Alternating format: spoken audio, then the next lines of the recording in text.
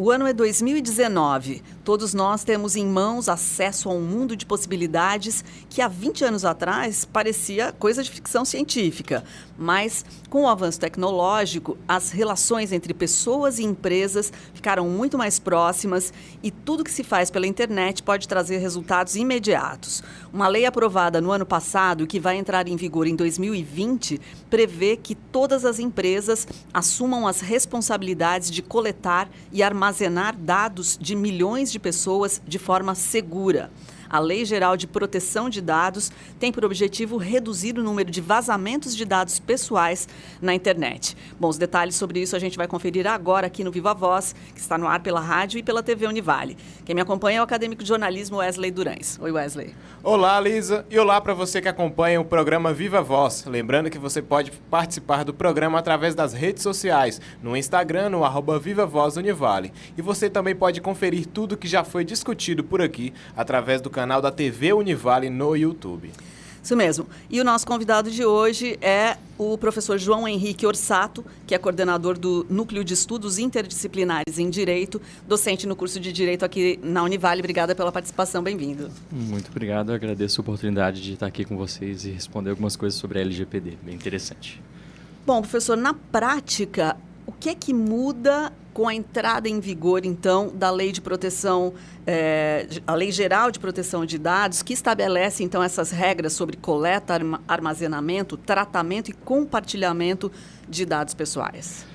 Eu acho que a mudança mais importante que deve ser destacada, tanto do ponto de vista do cidadão, que é o titular, como é chamado pela lei, e para as empresas, é a ideia de que hoje mudou a titularidade ou a propriedade dos dados.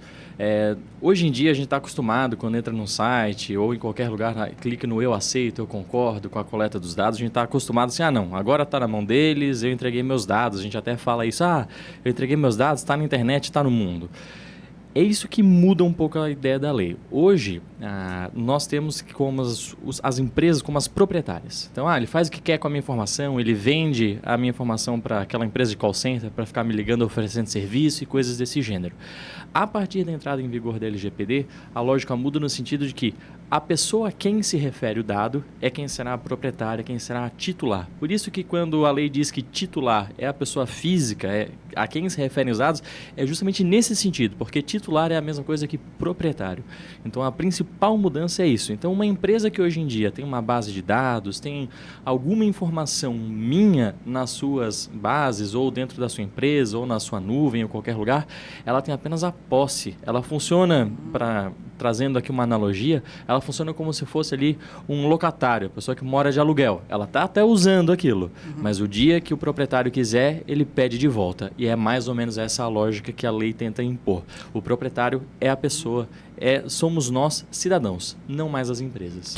O que parecia ser óbvio, né? Mas então não, né? Talvez a maioria das pessoas tivesse essa noção. Não, os dados são meus, eu sou dona desses dados. Mas não é bem assim, porque existem, inclusive, negociações em relação a dados pessoais, né, professor? Exatamente. Hoje, se eu entro num site, coloco lá que eu concordo em compartilhar as minhas informações, ponho meu nome, meu CPF e outros dados assim não tão sensíveis, embora a gente pode falar um pouco mais sobre isso depois, a gente sabe que isso circula, né? Quantas vezes você não fez um cadastro em um site e tempos depois recebe uma ligação, olha, eu sou fulano de tal, eu queria saber se quer um crédito consignado, se quer um empréstimo, alguma coisa nesse sentido. Ou em situações em que nós nem sabemos disso. Quantos são os relatos de aposentados que recém tiveram o benefício concedido pelo INSS, pela Previdência Social, e logo já chega uma ligação dizendo, olha, percebemos que você foi agraciado aí com aposentadoria, auxílio-doença, alguma coisa, e já liga oferecendo. Inclusive, relatos de pessoas que souberam que tiveram agraciado o benefício pela ligação que receberam. Mesmo deles saberem disso. Então, a lógica hoje é mudar isso, para que as pessoas, até mesmo os entes públicos, até mesmo municípios, estados, tá? Aplica-se ao ramo privado e ao ramo público. A ideia é que antes de fazer qualquer coisa com o dado de uma pessoa, que se questione, que se informe para que é que está utilizando isso. Então, 3 pilares aí. Finalidade, por que é que eu vou usar isso? necessidade. É necessário esse dado para o fim que eu estou alegando? E a ideia, que nem falaste antes, de segurança. Então, eu tenho que fazer tudo isso de uma maneira segura, que esses dados não vazem e que outras pessoas não tenham acesso de maneira indevida. É isso aí. Como comentado, a partir de 2020, essa lei específica sobre segurança de dados vai entrar em vigor, que é a Lei Geral de Proteção de Dados. E você, professor, tem comandado linhas de pesquisa ligadas a esse tema e tem seu ponto de vista sobre essa lei. Na sua opinião, qual é a sua análise mesmo sobre essa lei? Positiva, negativa? Olha, eu acho que ela foi necessária. Tá? Nós não estávamos acostumados como sociedade a esse compartilhamento de ideias e de informações e de entregar os dados. Antigamente, antes de falarmos qualquer informação, nós éramos até um pouco arredios, né? Tá querendo meu CPF para quê? Hoje em dia, como quase todo site pede um CPF, pede um e-mail, pede um telefone, alguma maneira de entrar em contato, e a gente já colocou tudo na rede, é tudo um botão, já usa a informação do Google para dar o login aqui, a informação do Facebook para fazer o check-in lá, usa o Instagram para fazer a reserva do restaurante, e a gente acabou se acostumando com isso, mas não nos questionando qual que é o resultado disso. Né? Parece normal, né? Parece normal, todo mundo faz, então eu acabo não me preocupando. Mas, em decorrência de alguns vazamentos lá fora e aqui no Brasil também, se percebeu que não, preciso tomar um pouquinho mais de cuidado disso. Então, a lei em si é positiva e como ela será aplicada que talvez seja algo a se preocupar, porque ela foi adequada no sentido de que ela traz parâmetros amplos e abertos que permitem uma atualização do mercado, pois que nem falado na introdução, 20 anos atrás nós não tínhamos quase nada do que temos hoje de tecnologia. Então ela é ampla para que não se precise uma renovação via lei desse tipo de situação, mas aí se questiona quais são os limites, até que ponto, o que é segurança, qual que é o melhor mecanismo, como é que eu faço isso? Algo similar às regulamentações que surgiram da Anatel com as empresas de telefonia. Tem que ter o call center, mas tem que ter uma opção direta para fazer o cancelamento? Não tem? Ou tem que falar com um ser humano, com um robô? Eu posso falar com a máquina? Então, estas questões vão se ajustar ao longo do tempo. Então, dizer hoje se é algo positivo ou não fica complicado no ponto de vista da aplicação. Mas a lei em si, o intuito dela de modificar a nossa mentalidade ou de introduzir novos conceitos e novos princípios, eu acho que é extremamente relevante para a sociedade como um todo. Legal. Professor, agora assim, vou trazer uma declaração do presidente da Intel aqui no Brasil, que é o Maurício Ruiz. Ele fez um depoimento à revista Isto É, em 2018, e ele declarou que os dados são o novo petróleo e nós já temos a tecnologia para refiná-los. Ele fazendo, então, uma referência aí ao bem mais valioso economicamente no mundo atual, né? Agora, mesmo com essa declaração, que para muita gente faz todo sentido, eu acredito que uma parcela da população ainda não percebe com clareza a importância, né, de ter essa propriedade, como você colocou muito bem no início, e resguardar, então, os seus dados pessoais. Explica por que é tão importante, então, a pessoa ter essa consciência e esse domínio.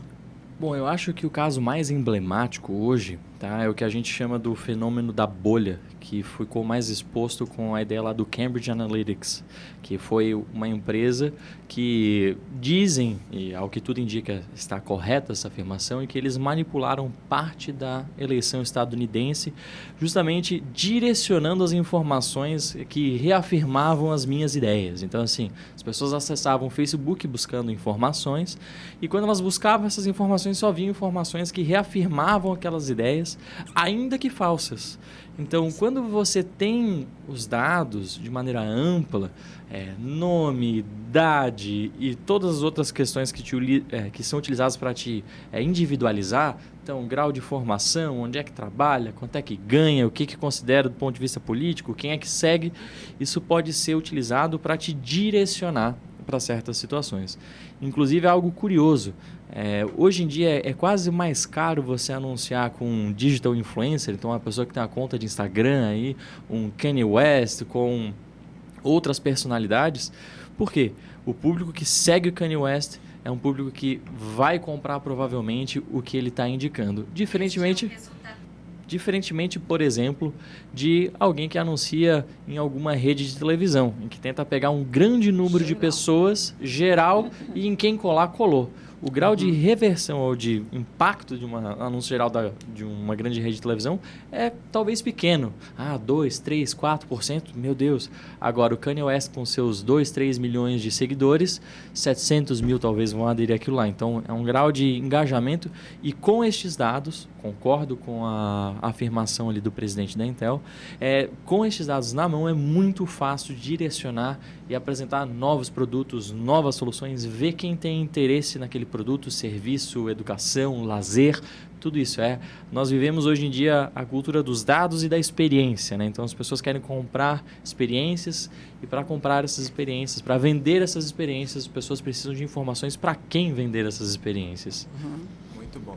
Professor, como você mesmo comentou, grandes companhias tecnológicas fazem uso de dados pessoais de indivíduos de todo o mundo para se beneficiar na concorrência pelo mercado. Isso acaba transformando o consumidor, que é quem está na rede social, no principal atingido pelo bombardeamento de informações, pois ele, pelo simples fato de ele estar naquela rede social, ele já se torna o produto.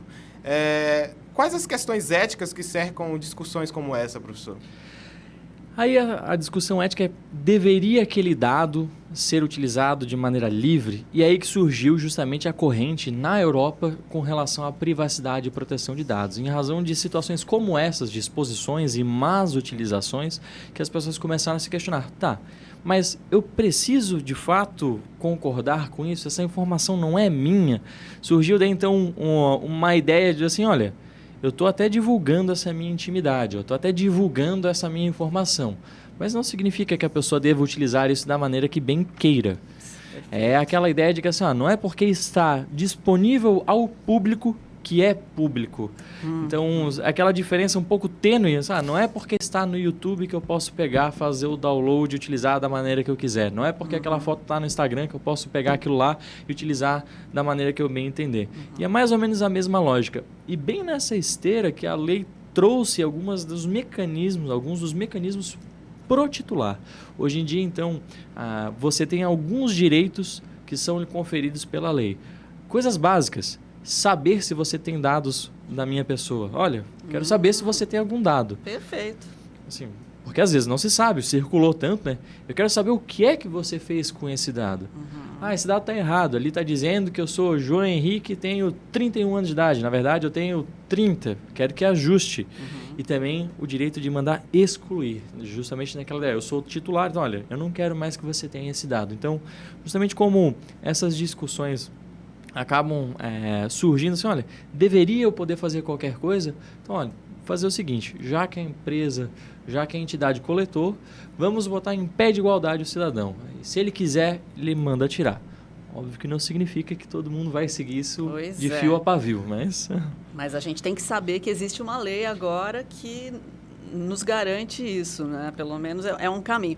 Agora, a principal determinação da lei é que as empresas, então, de diferentes segmentos, de qualquer porte, só podem coletar os dados dos cidadãos com o consentimento deles. Você já colocou isso. Como é que isso acontece hoje? Hoje é algo um tanto quanto curioso, né? Todos nós já uma vez nos cadastramos em algum local e concordamos lá, marcamos a caixinha, demos o ok e nem prestamos atenção. Essa situação vai continuar sendo parecido. A diferença hoje é que para cada uso que você quiser dar para aqueles dados, se sugere que você informe a pessoa. Se eu estou utilizando... E o consentimento, então, é a regra maior. Então, se você tem o consentimento da pessoa, você pode fazer o que quiser com aquele dado dentro daquilo que ela autorizou. Fora isso, existem algumas outras situações, são 9 situações que a lei também autoriza sem o consentimento. Para executar o contrato, a pessoa está lá, veio a desmaiar, precisa de um dado de saúde, o médico tem, ele pode fornecer. Então, existem algumas situações que são permitidas mesmo sem o consentimento, mas, no geral... especialmente na internet, porque a lei não se aplica só à internet, tá? Sim. Mas especialmente na internet, continua que a maneira vai continuar a mesma. O que a gente vai ver é um maior número de caixinhas. Certo. Tá? Quem comprou recentemente ou atualizou recentemente o celular da Samsung, só um exemplo, tá? Não é porque eu tive essa experiência. Perfeito. Vocês vão analisar que na hora de fazer o registro do celular, antigamente era uma caixinha, aceito a política de privacidade e aceito o contrato. Agora tem lá 6 ou 7 caixinhas para você preencher. Uma é a política de privacidade, que é como eles vão tratar os dados. A outra é o contrato de como você deve utilizar aquilo. Depois vem outras situações. Nós vamos divulgar os seus dados para parceiros. Nós vamos realizar esses dados para fazer análises estatísticas. Nós vamos usar esses dados para fazer... E, inclusive, está lá a marquinha como opcional. Você só precisa marcar aquele que é do contrato, né, para usar. O resto para parceiros, para eles utilizarem como dados estatísticos, está lá como opcional. Então, vai surgir como isso. Ou seja, você pode dizer não permito. Pode. E pode revogar depois, pode dizer, agora eu permito, mas depois eu não quero mais. Mas é justamente essa a ideia, eles vão, as grandes empresas vão utilizar os mesmos mecanismos, mas eles têm que ser mais claros. Perfeito. Eles têm que deixar mais exposto assim, olha, para o que é que você está utilizando isso? Aí eu concordo ou não concordo. É isso aí. Estamos batendo um papo muito interessante sobre segurança de dados com o docente no curso de Direito, João Henrique Orsato. Já voltamos. O programa Viva Voz já está de volta e hoje estamos conversando sobre a Lei Geral de Proteção de Dados com o docente no curso de Direito, João Henrique Orsato. Professor, olha só, uma pergunta que talvez também muita gente possa estar pensando aqui. O que a lei traz de novo, a nova lei, então, de segurança de dados, traz de novo para as empresas, né? A gente falou bastante do ponto de vista do indivíduo, do consumidor e as empresas. Bom, para as empresas, basicamente, são duas grandes mudanças. A primeira é com relação de resguardar os direitos do titular. Então, aquela ideia que nós falamos de obter o consentimento para recolher os dados, ter mecanismos para que aqueles dados sejam tratados da maneira adequada, para que se a pessoa quiser excluir, ela vai excluir, se ela quiser revogar o consentimento, ela revoga, se ela quiser alterar o dado, ela altera. Então, aquela ideia de adequações para resguardar os direitos do titular. O segundo momento que é também bastante importante é a empresa precisa ter alguém para fazer a comunicação, que a lei nomeou de encarregado de proteção de dados, mas que dentro do meio as pessoas estão chamando de DPO, Data Protection Officer, que é a sigla adotada pela União Europeia, a gente acabou utilizando, que nem CFO, CEO, a gente utiliza as siglas em língua inglesa. Então, o DPO, que é esse encarregado, também é algo novo, que, por enquanto, todas as empresas precisam ter alguém que vai tratar, que vai ser o encarregado da proteção de dados. Encarregado é o nome da lei. Então, essas duas situações são de maior impacto para as empresas. A primeira, uma adequação aos direitos do titular, então que se resguarde tudo aquilo que o titular pode exigir com relação ao tratamento de dados, e um segundo momento ter um encarregado, uma pessoa responsável para as questões de proteção de dados. Bacana. Agora, outra, só emendando mais uma, qualquer empresa, toda empresa, pequena, grande, enfim, vai precisar ter esse cuidado? Sim. Hoje, a princípio, a lei instituiu, até foi pela medida provisória que foi confirmada recentemente em julho, que então já está valendo, vai ser dessa maneira, foi criada a ANPD, então a Autoridade Nacional de Proteção de Dados. Basicamente é um órgão do governo que é responsável pela fiscalização. Para a ANPD foi conferido alguns poderes, inclusive o de regular como é que vai funcionar essa ideia do encarregado de proteção de dados. Mas enquanto não está formada a ANPD, não se tem um corpo que faz as regulamentações e a lei simplesmente diz que todo mundo tem que ter, então a princípio todo mundo tem. Então não importa se é a farmácia ali com o programa de fidelidade ou se é o Facebook que movimenta milhões e milhões de dados de pessoas. Então a ideia é, vai valer para todo mundo vai ter que ter. Espero que não continue assim, mas a princípio é dessa maneira. Isso aí. João, agora continuando falando sobre isso, na lei está explícito que as empresas públicas e privadas terão que lidar de forma diferente com a coleta, armazenamento, compartilhamento e processamento de dados pessoais, assim como prevê as exigências que as empresas devem cumprir, como você está comentando agora. Agora, o que deve acontecer com as companhias que não cumprirem o que está estabelecido na lei? Bom, pergunta excelente porque tem alguns aspectos. O primeiro é que a própria LGPD já prevê 2 tipos de penalidade. O primeiro é a penalidade administrativa, que o próprio governo, nessa função de fiscalizar, pode aplicar. E vai desde uma advertência, de dar publicidade àquela informação, de impedir a utilização dos dados, de mandar excluir os dados que tiveram esse problema e multas. Então, tem inclusive multas por infringir qualquer uma dessas normativas. A lei também explicita que, além dessa situação administrativa que a ANPD vai poder aplicar, isso não impede que o próprio cidadão busque a reparação.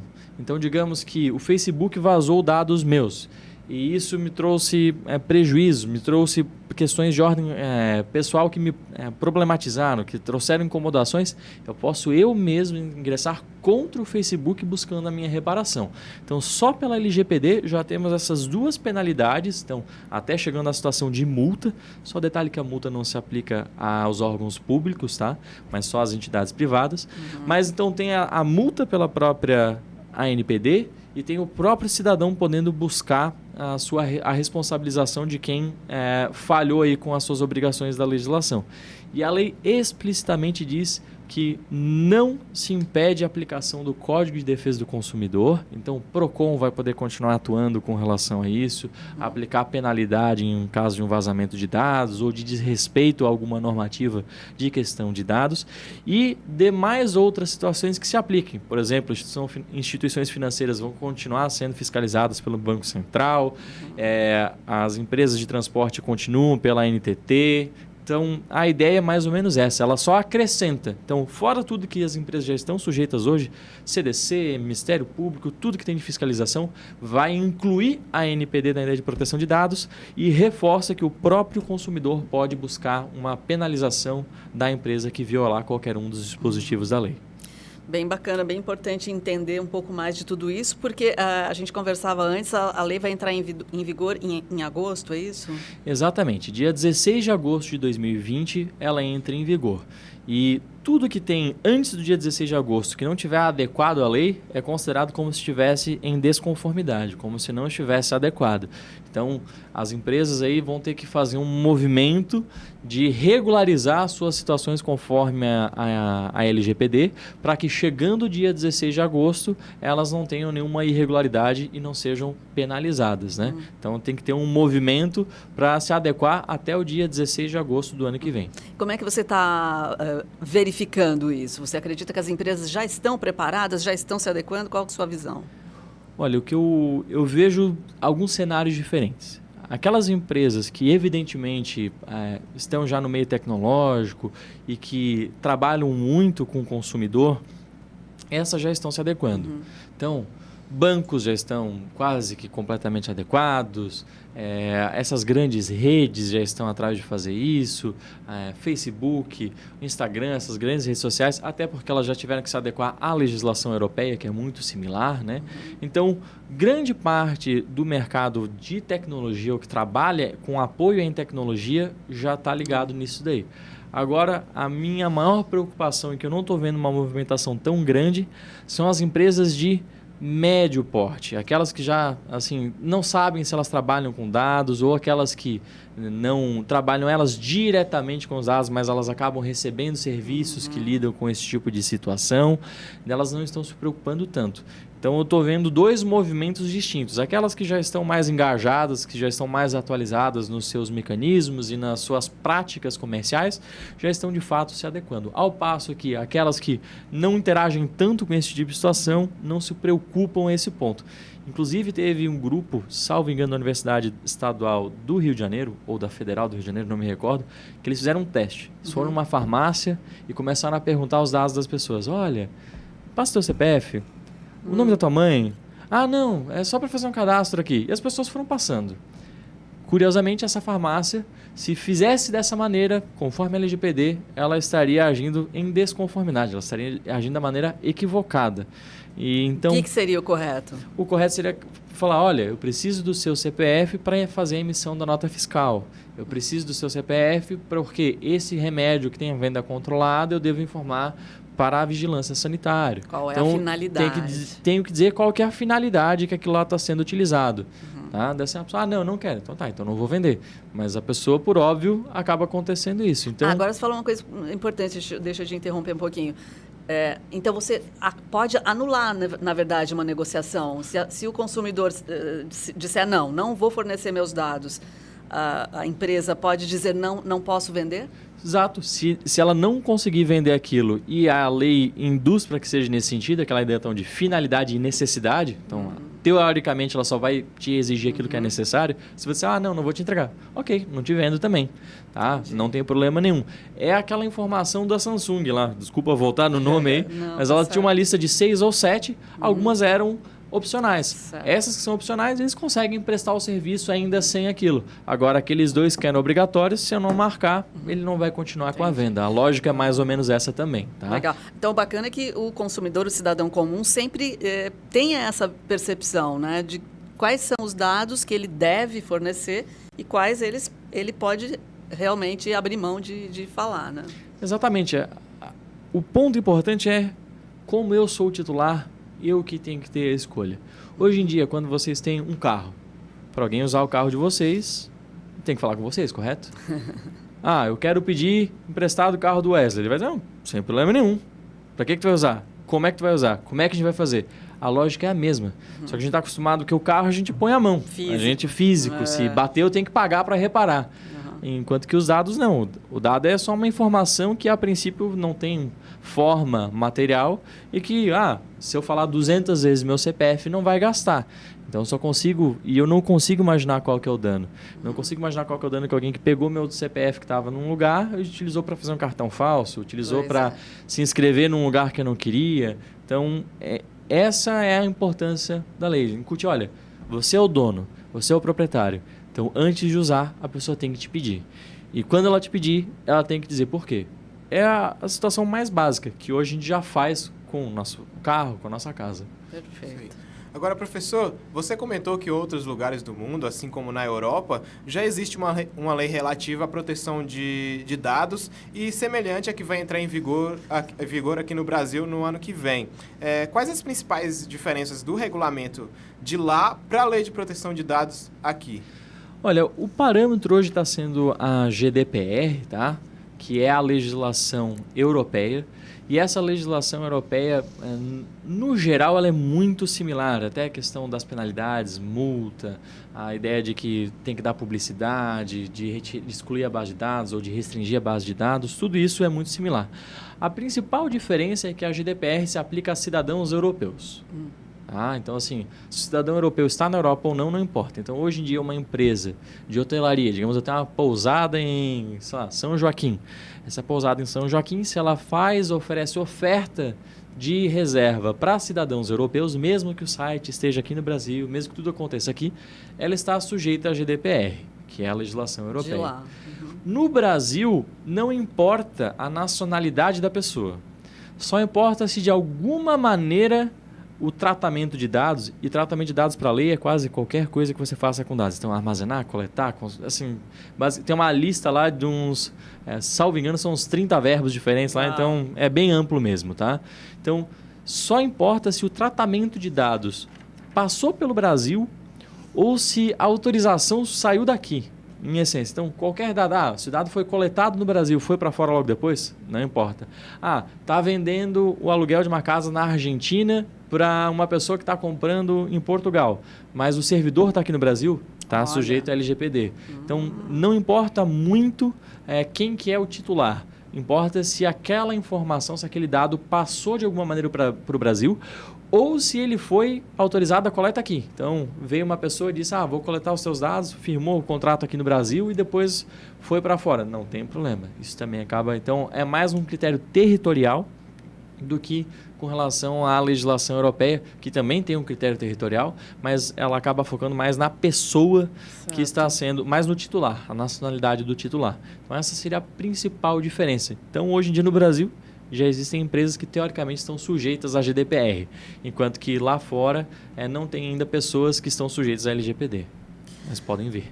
Muito bacana. Agradecemos aí, professor João Henrique Orsato, pelos esclarecimentos. Gente, Lei Geral de Proteção de Dados, é sério o assunto, vamos ficar de olho em tudo isso. Obrigada, professor. Eu que agradeço a oportunidade e o convite para vir aqui falar e explicar um pouquinho mais sobre a LGPD. Obrigado. É isso aí. E se ficou com alguma dúvida, você pode entrar em contato no @VivaVozUnivale no Instagram, que a gente pode encaminhar para o professor também, ele responde e a gente faz aquela conexão. Siga a gente lá também. Muito obrigado e tchau, tchau.